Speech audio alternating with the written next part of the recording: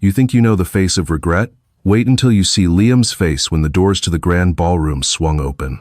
He was standing there, champagne in hand, laughing with the mistress he left his wife for, convinced he had upgraded his life. He thought Clara was destitute. He thought she was broken. He thought she was gone. But when the most reclusive billionaire in New York, Aidan Sterling, stepped onto the red carpet and reached back to take a woman's hand, the entire room went silent. The woman wasn't a model. She wasn't an heiress. It was Clara. And when Aidan whispered, "My wife," into the microphone, Liam dropped his glass. This is the story of how a man threw away a diamond to pick up a stone, and how the woman he discarded became the queen he could never afford. The rain in Seattle didn't wash things clean. It just made the grime slicker.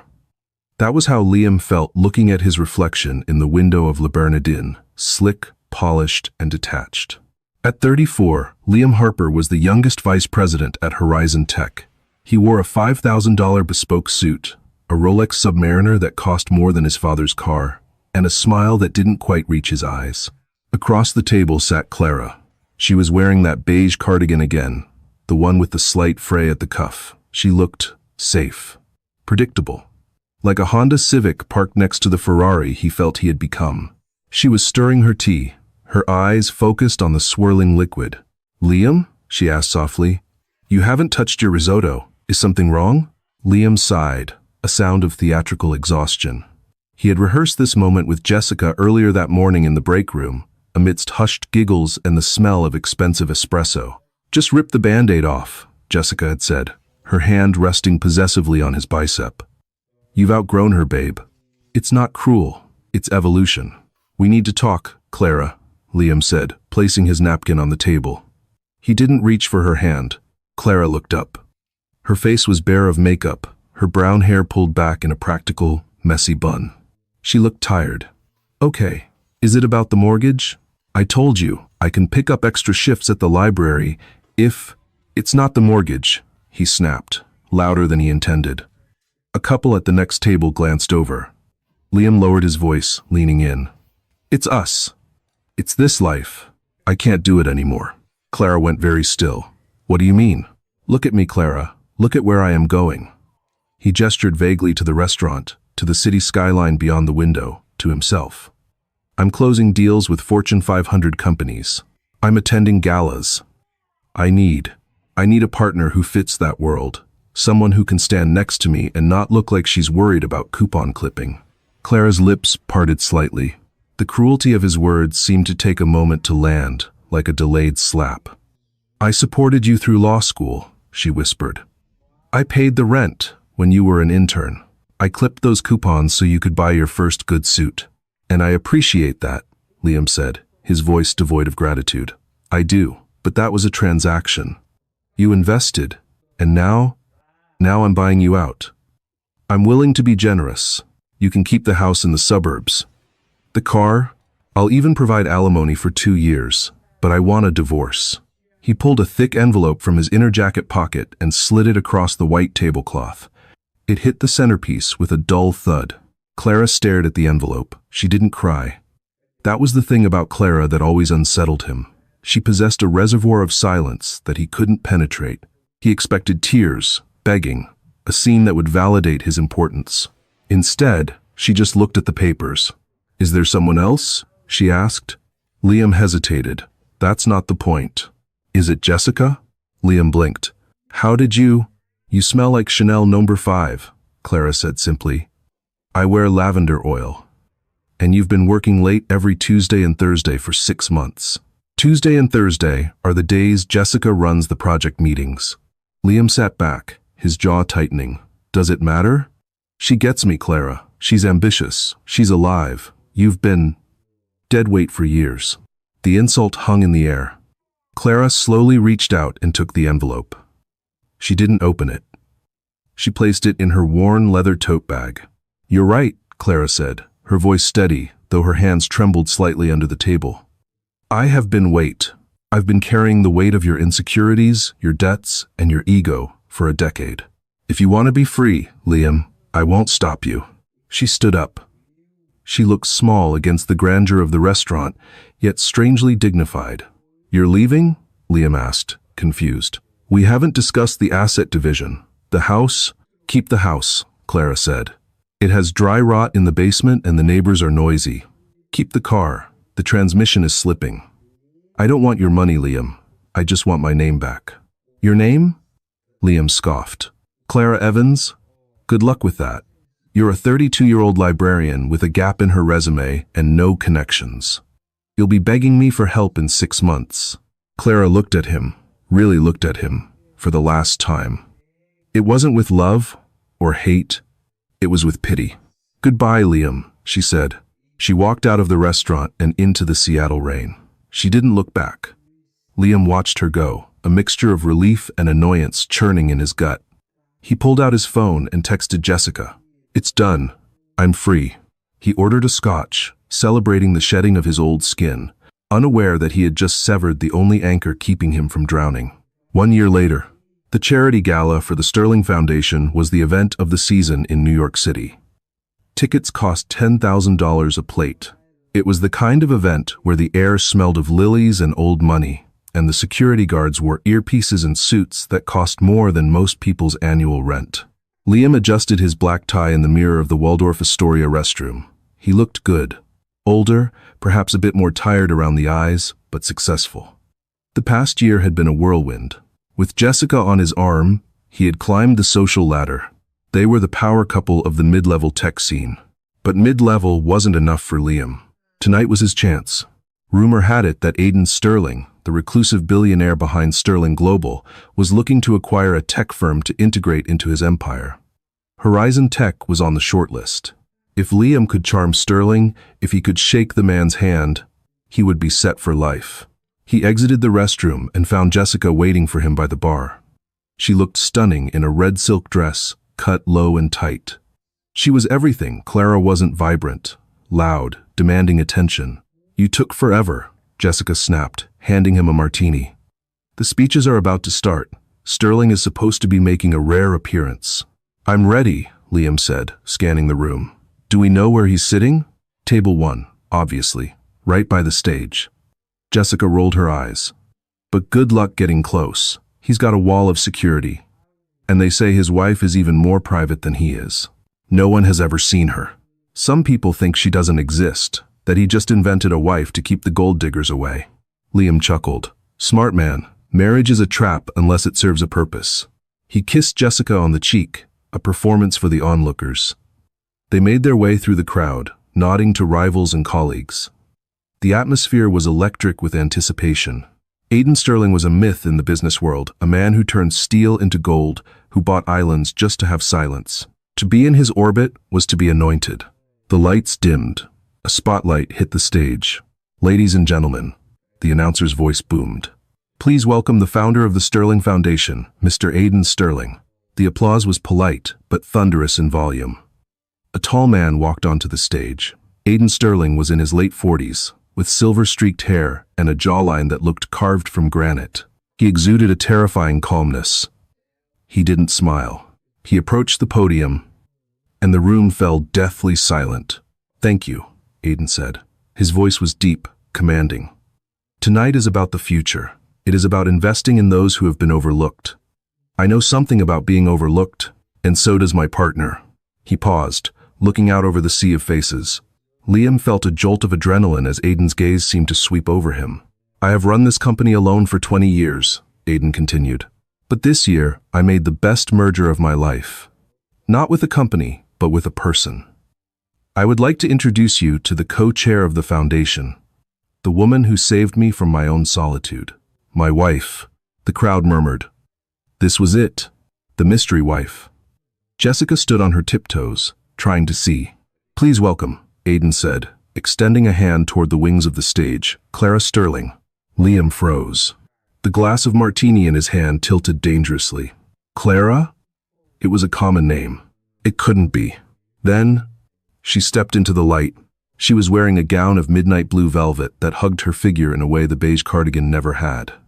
Diamonds, real, heavy, flawless diamonds glittered at her throat and ears.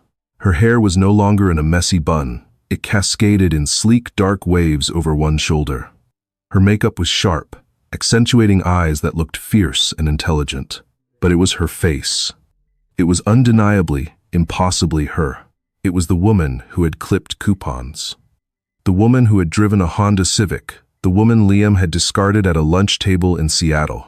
No, Liam whispered. The word fell out of his mouth like a stone. What? Jessica asked, looking at him. Then she looked at the stage. Wait, isn't that? Clara walked to the podium. She didn't look nervous. She looked regal.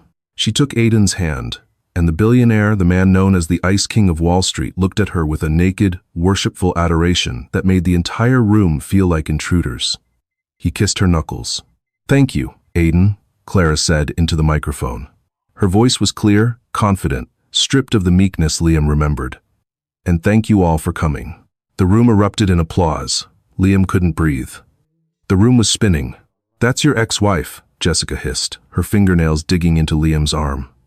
You told me she was a nobody. You told me she was a librarian.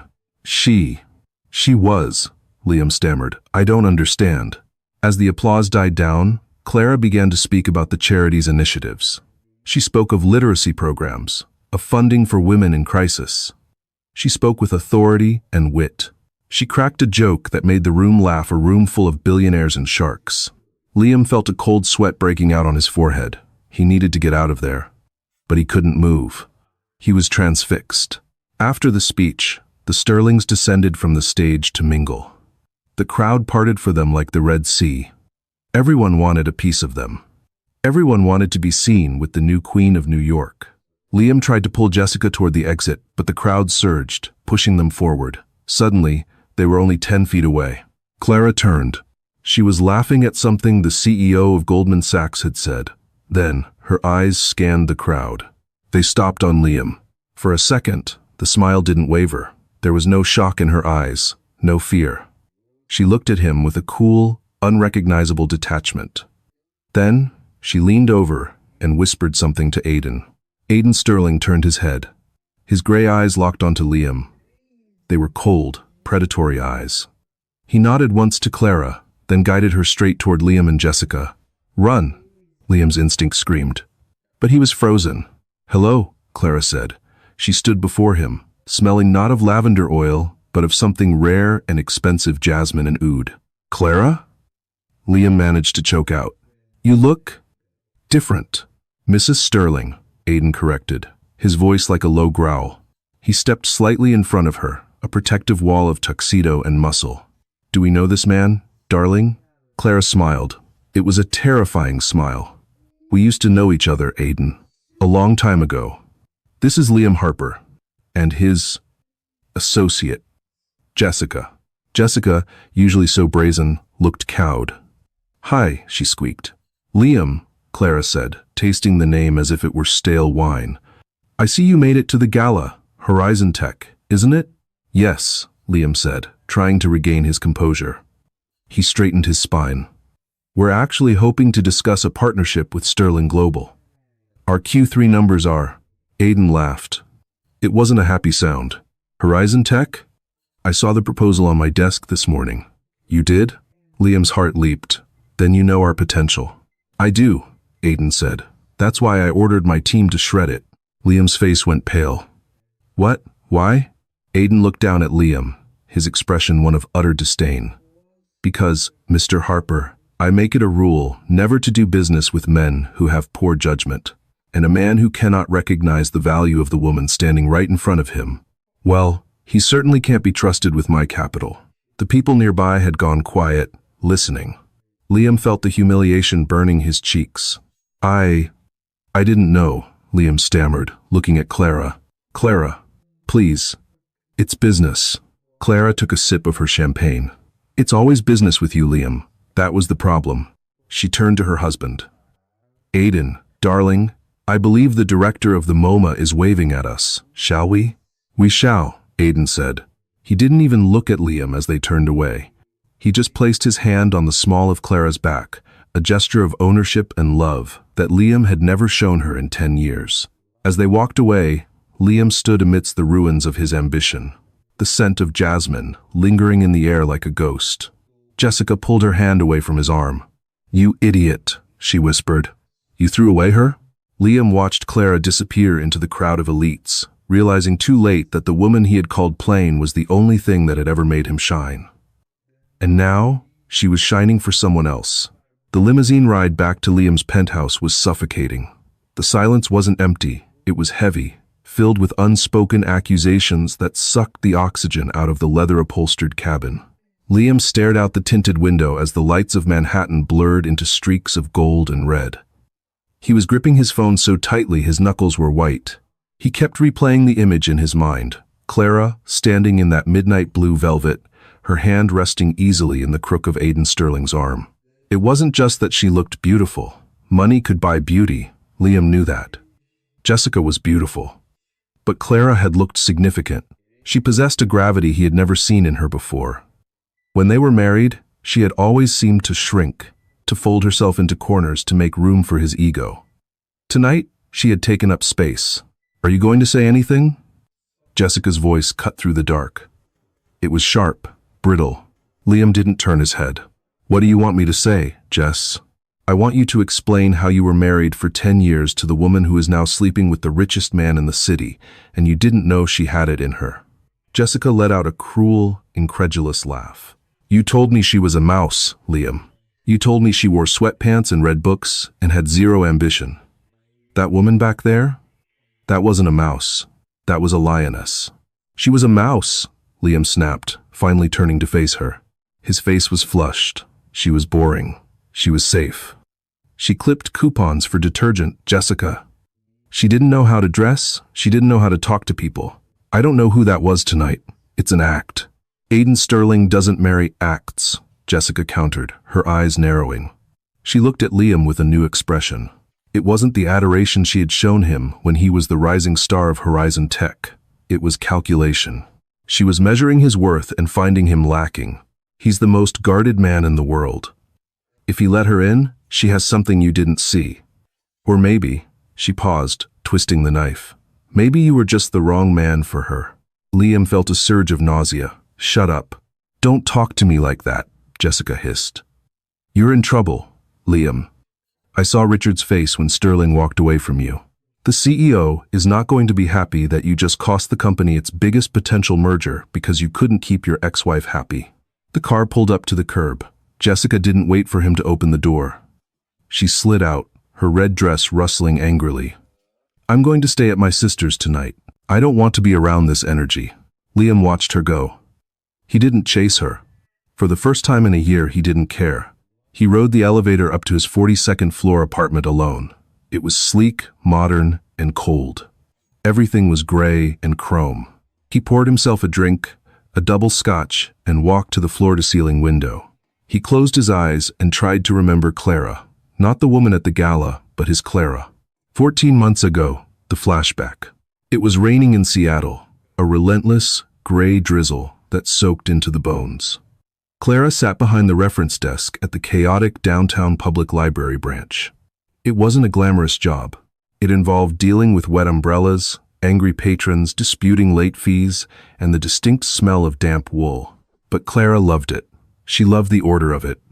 The Dewey Decimal System didn't lie. It didn't promise to love you forever and then leave you for a marketing executive named Jessica.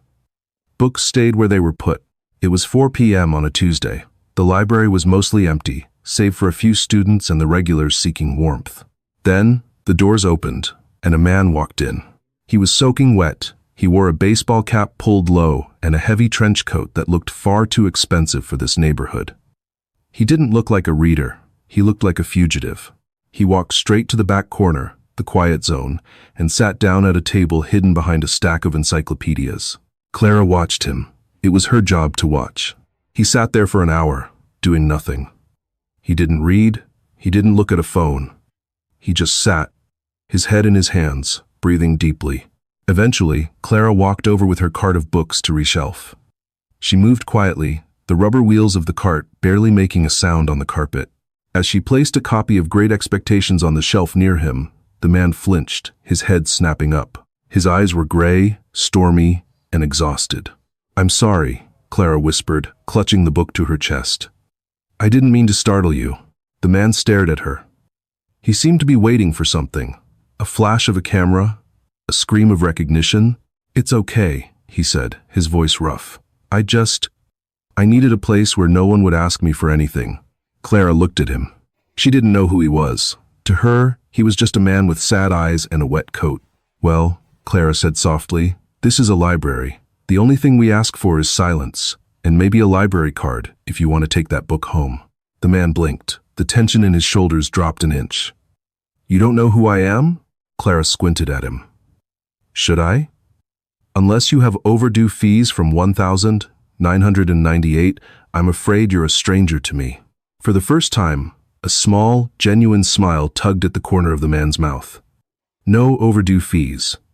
Just a bad day. I have those too," Clara said. She reached into the pocket of her cardigan, the beige one Liam hated, and pulled out a small, foil-wrapped square. "Here, peppermint. It helps with the bad days." The man took the candy. He looked at it like it was a rare diamond. "Thank you." "I'm Clara," she said. "Aiden," he replied. He didn't give a last name. "Nice to meet you, Aiden. If you need anything, I'm at the desk. But if you just need to hide from the world, the history section in aisle 4 is very secluded. No one goes there." Aiden Sterling watched the woman in the beige cardigan walk away. For 20 years, people had only looked at him and seen a checkbook, a target, or a god. She had seen a wet man who needed a peppermint. He came back the next day. And the day after, they talked about books, they talked about history, they talked about the rain. He didn't tell her he was a billionaire for 3 months. By the time he did, over cheap coffee in a diner she insisted on paying for because he looked unemployed, he was already in love with her. When he finally told her, waiting for the inevitable shift, the greed, the sudden change in demeanor, it never came. Clara had just stirred her coffee, looked at the rain, and said, "That sounds very lonely, Aiden. I hope you have someone to help you carry all that." "I do now," he had said. Present day. Liam opened his eyes, the memory of his own dismissal of her stinging like acid. He had called her boring. But Aiden Sterling, a man who could have any supermodel in the world, had found her fascinating. Liam finished the scotch in one gulp. "It's not over," he whispered to the empty room. "She's just hurting. She's doing this to get back at me. She has to be." It was the only narrative his ego could sustain. Clara couldn't possibly be happy. She was performing. And if it was a performance, Liam could break it.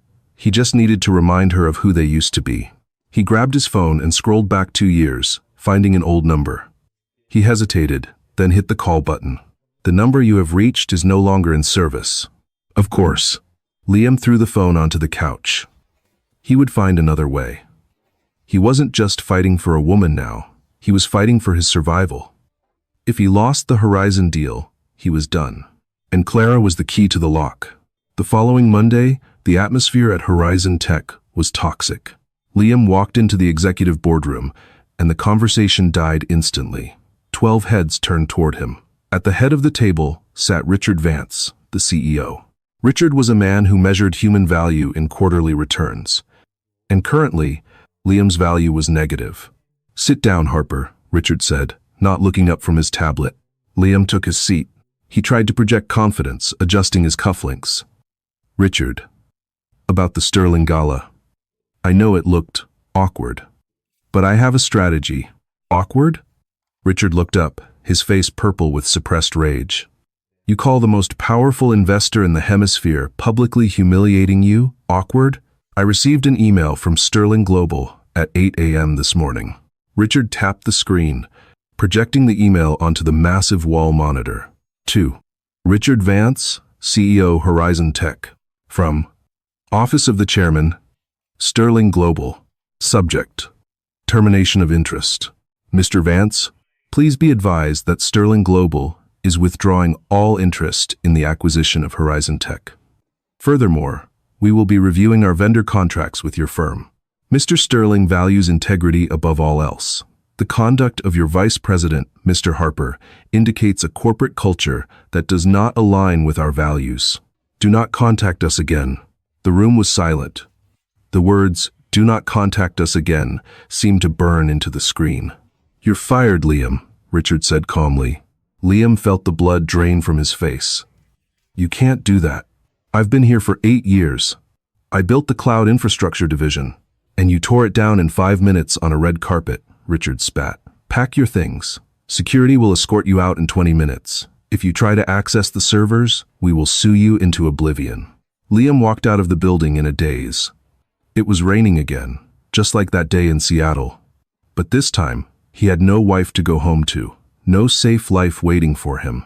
He stood on the sidewalk, holding a box containing a stapler, a stress ball, and an award for Salesman of the Year. Passers-by bumped into him, indifferent. He was a nobody. Rage began to boil in his gut. This wasn't fair. This was Clara's fault. She had poisoned Aiden against him. She had vindictively destroyed his career to punish him for falling in love with someone else. It was petty. It was cruel. He needed to talk to her. He needed to make her see reason. If she could just explain to Aiden that it was a misunderstanding, maybe he could get his job back. Maybe he could salvage his reputation. He pulled out his phone and searched for Sterling Foundation headquarters. The Sterling Foundation was housed in a renovated historic building on the Upper East Side. It was a fortress of limestone and iron. Liam stood across the street, watching the entrance. He had been there for 3 hours. His suit was damp, and he looked manic. He saw black SUVs coming and going, but no sign of Clara. Finally, at 2 p.m., the heavy oak doors opened. Clara walked out. She was flanked by 2 large men, in suits, security. But she didn't look like a prisoner. She looked radiant. She was wearing a cream-colored trench coat and laughing at something, one of the guards said. She looked lighter, younger than she had in years. Liam saw her step toward a waiting car. He didn't think. He just moved. "Clara," he shouted, dodging a taxi to run across the street. "Clara, wait!" The 2 security guards moved with terrifying speed. Before Liam could get within 10 feet of her, a massive hand slammed into his chest, halting him in his tracks. "Step back, sir," the guard rumbled. His hand was near his waist, hovering over a concealed weapon. Clara froze. She turned slowly. Her expression wasn't angry. It was disappointed. "It's okay, Marcus," she said to the guard, her voice calm. "I know him." The guard didn't step back, but he lowered his hand slightly. "He looks unstable, Mrs. Sterling." "Clara," Liam panted, straightening his jacket. He tried to summon his old charm, the smile that used to work on her. I need to talk to you. Just for 5 minutes. Please." Clara looked at him. She saw the box of office supplies he had dropped on the sidewalk. She saw the desperation in his eyes. "I don't think we have anything to talk about, Liam," she said. "My job," Liam said, his voice cracking.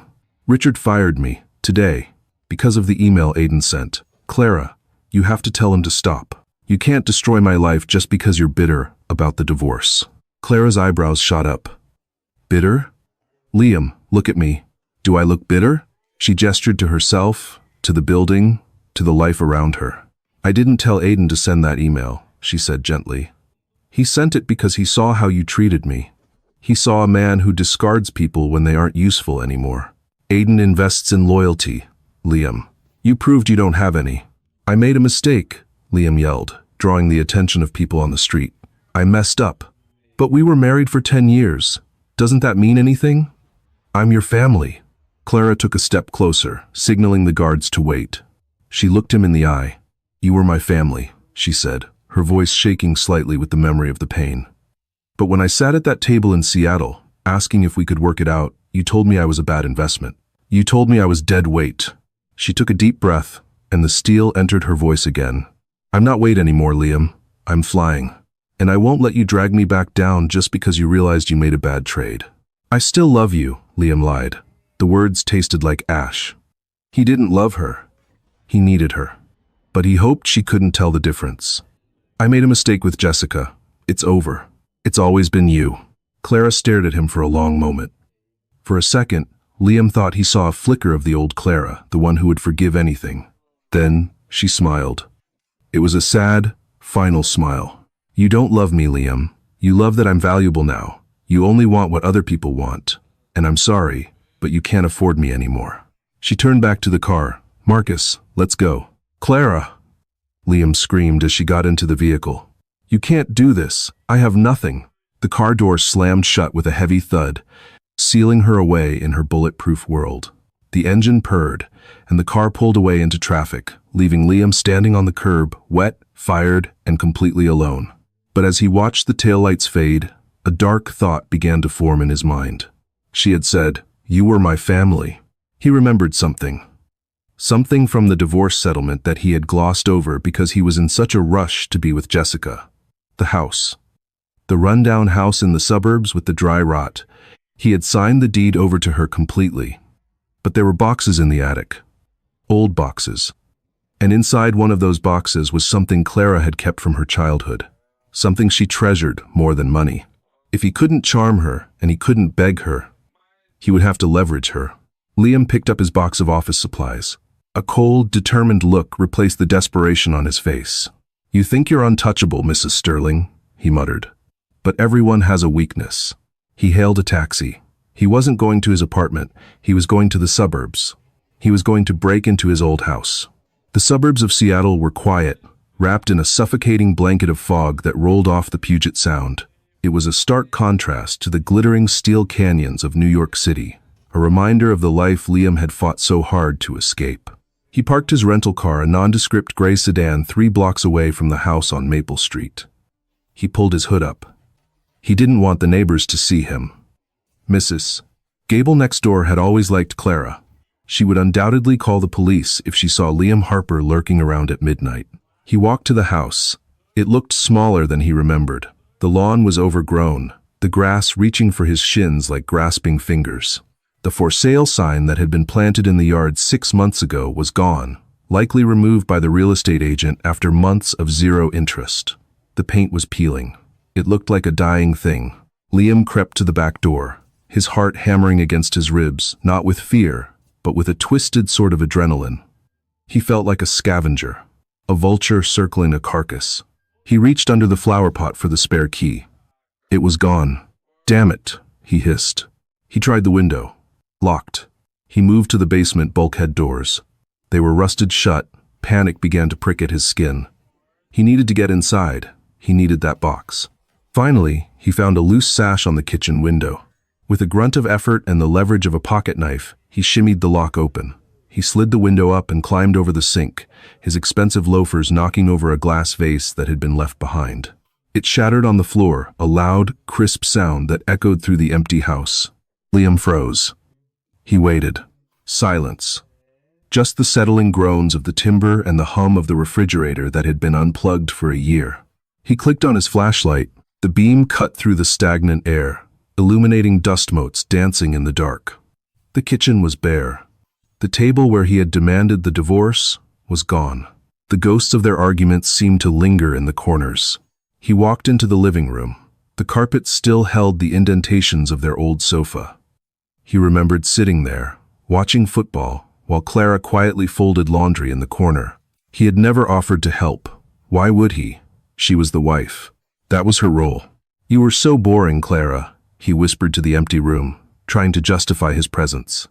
"You made me do this." He climbed the stairs. They creaked under his weight, a familiar sound that made his stomach turn. He reached the hallway and looked up at the ceiling hatch. The attic. He pulled the cord. The ladder slid down with a screech of rusty springs. The attic was hot, smelling of fiberglass insulation and old paper. Liam coughed, waving the flashlight beam around. Most of the junk was his old college textbooks, broken golf clubs, things he hadn't bothered to move to the penthouse. But in the far corner, tucked under the eaves, was a blue plastic tote bin. The blue box. Clara had kept it locked. She had told him once, years ago, that it contained her private things. At the time, Liam hadn't cared enough to ask what those things were. He assumed it was sentimental rubbish, childhood drawings, dried flowers. Now, he hoped it was ammunition. He dragged the box to the center of the attic and sat on the dusty floor. He smashed the flimsy plastic lock with the heel of his shoe. He tore the lid off. Inside, there were stacks of notebooks. Old, leather-bound journals. Liam picked one up. The date was from 12 years ago. Before they met, he opened it. Clara's handwriting was jagged, frantic. September 12th. The noise won't stop. I feel like I'm underwater. The doctor says the medication takes time, but I don't have time. I just want to sleep. I want to sleep and never wake up. If I stepped in front of the train today, would anyone notice? Dad is gone. Mom is gone. I am just a ghost in my own skin. Liam read on. Page after page of raw, unfiltered agony. It was a chronicle of a severe mental breakdown she had suffered in her early 20s after her parents died in a car accident. It detailed her time in a psychiatric facility. It spoke of hallucinations, of deep, paralyzing depression, of suicide attempts. It was heartbreaking. To any decent human being, it would be a sacred testament to her survival. To Liam, it was gold. He grinned, the expression looking demonic in the harsh light of the flashlight. Mrs. Sterling, he chuckled, flipping through another journal. The philanthropic icon, the stable, perfect wife of the world's most private billionaire. What happens to Aiden's stock prices when the world finds out his wife is a certified mental patient? He found a folder at the bottom. Official medical records. Involuntary commitment papers. This was it. This was the leverage. He could spin this. He could leak it to the tabloids. Billionaire's secret nightmare. Is the new Mrs. Sterling unstable? Aiden Sterling prided himself on stability. His entire empire was built on trust and predictability. A wife with a secret past of severe mental instability would be a PR disaster. Or, at the very least, a personal humiliation Aiden would pay millions to avoid. Liam shoved the journals and the folder into his bag. He felt powerful again. He wasn't the fired employee anymore. He was the man holding the detonator. As he stood up to leave, he didn't notice the small red light blinking in the corner of the smoke detector above his head. He didn't know that the house wasn't as abandoned as it looked. He climbed down the ladder, the weight of Clara's pain heavy in his bag, oblivious to the fact that he had just tripped a silent alarm that rang directly in the security office of Sterling Global. The next morning, Liam didn't sleep. He sat in his hotel room, the journals spread out on the bed like a chaotic mosaic. He had taken photos of the most damaging pages. At 9 a.m. sharp, he dialed the main line of Sterling Global. Sterling Global, how may I direct your call? This is Liam Harper, he said, his voice steady. Connect me to Aiden Sterling's office. Immediately. I'm sorry, Mr. Harper, the receptionist said, her voice turning icy. I have a flag on your name. You are not to be connected. Tell him I found the blue box, Liam said. Tell him I have the journals from 2012 and the medical records. Tell him if he doesn't meet me in 1 hour, I'm emailing copies to the New York Times and TMZ. There was a pause, a long, heavy silence. Hold, please. Liam waited, checking his watch. His heart was racing. This was high stakes. If he pushed too hard, Aiden might just kill him. But Aiden was a businessman. He would deal. The line clicked. A deep, unfamiliar voice spoke. It wasn't Aiden. Mr. Harper. This is Sullivan, head of security for Mr. Sterling. We have received your message. I want to speak to Aiden, Liam demanded. Mr. Sterling is aware of the situation. He has agreed to meet you. But not at the office. Where? Teterboro Airport, Hangar 4, 1 hour, come alone. If we see any media, the deal is off. I'll be there, Liam said. He hung up. He felt a surge of triumph. Teterboro, private jets. That meant Aiden wanted to keep this quiet. It meant Liam had won. He packed the journals back into his bag. He put on his suit, the same one he had been fired in. It was wrinkled, but he didn't care. He was about to be rich. The drive to the airport was a blur. Liam rehearsed his demands. $5 million. Reinstatement at a different tech firm with a glowing recommendation from Sterling. And a public apology. Yes, he wanted Aiden to apologize. He pulled up to Hangar 4. It was a massive cavern of corrugated metal. A single black SUV was parked inside. Liam parked his rental and got out, clutching his bag. The hangar doors were open, revealing the gray sky. The wind whipped through the space, cold and biting. He walked toward the SUV. The back door opened. Aiden Sterling stepped out. He was wearing a charcoal wool coat with the collar turned up. He looked immaculate, untouched by the weather or the stress.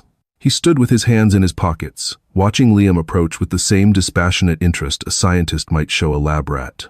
2 large men, Sullivan and another guard, stood by the vehicle, their hands clasped in front of them. You brought them? Aiden asked. His voice didn't echo. It seemed to cut through the wind. I did, Liam said, patting the bag. Originals.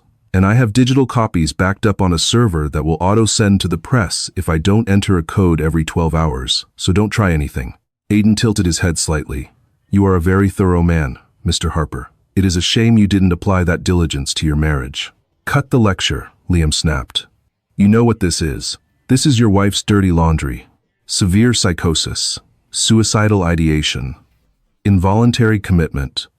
How do you think the board of directors will feel about the chairman's wife being a liability? Aiden took a slow step forward. You think her pain is a liability? It is in your world, Liam sneered. You bought a lemon, Aiden. I'm just here to get a refund for the time I wasted on her. Time you wasted, Aiden repeated quietly. 5 million, Liam said. Wire transfer. Today. And I hand over the bag. Aiden stared at him. Then, slowly, he began to laugh. It wasn't a nervous laugh. It wasn't an angry laugh. It was a laugh of genuine, hollow amusement. Liam, Aiden said, shaking his head. You poor stupid man. Do you really think I didn't know? Liam froze. What? Do you think I married Clara without knowing every single second of her life? Aiden's eyes went cold, the amusement vanishing instantly. I know about the facility. I know about the depression. I know about the nights she spent crying on the floor while you were out working with Jessica. Aiden took another step. Liam took a step back. I didn't marry Clara to hide her past, Aiden said, his voice rising, resonating with a terrifying power. I married her because of it. Because she went through hell, Liam. She went to the darkest places a human mind can go, and she clawed her way back. Alone. While you ignored her, Aiden pointed a gloved finger at Liam. That resilience, that strength, that is worth more than your entire existence. You see a broken woman, I see a survivor, and I see a warrior. That's touching, Liam stammered, losing his footing. But the public won't see it that way. The press loves a scandal. The press? Aiden smiled. It was a wolf's smile. Sullivan, show him. Sullivan stepped forward and held up a tablet. On the screen was a live video feed. It showed the interior of the house on Maple Street. It showed Liam climbing through the window. It showed him smashing the box. It showed him stealing the journals. Burglary, Aiden listed. Breaking and entering. Theft of private medical records. Extortion. Blackmail. Aiden pulled a phone from his pocket. I have the district attorney on speed dial, Liam. We have you on 4K video committing a felony.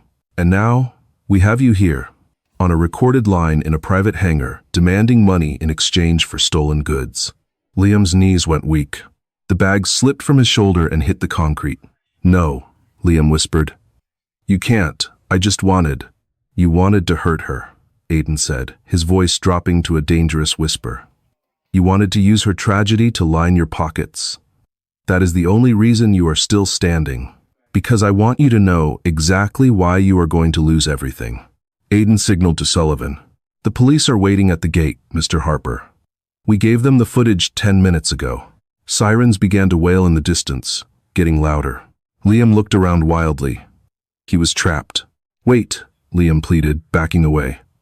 Aiden, please. I'm sorry. I won't leak them. I'll delete the files. Just let me go. Aiden turned his back on him. He walked toward the SUV. Clara asked me not to destroy you, Aiden said over his shoulder. She said you weren't worth the energy. She has moved on, Liam. She is building schools for children who suffer from mental illness. She is using her past to heal the future. She is a queen. Aiden opened the car door. But I am not as forgiving as my wife. Enjoy prison, Liam. Aiden got in. The heavy door slammed shut.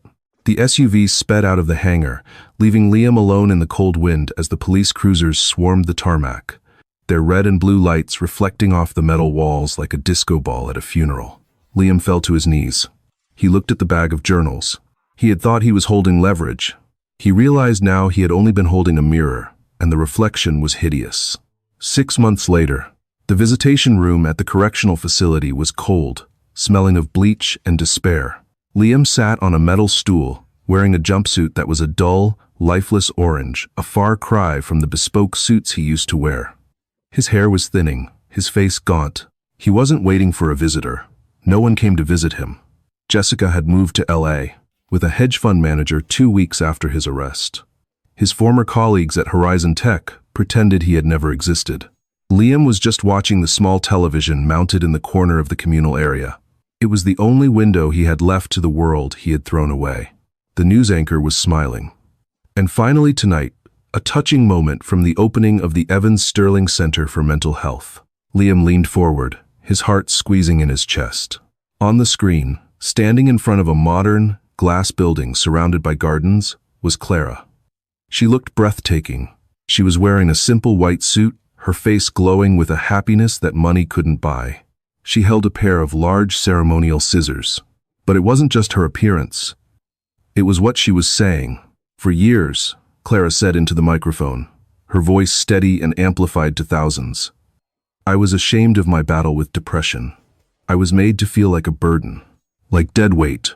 Liam flinched. She was using his words. But I learned that our scars are not signs of weakness, she continued, looking directly into the camera. It felt like she was looking right at him. They are proof of survival. My husband, Aiden, reminded me that carbon under pressure becomes a diamond.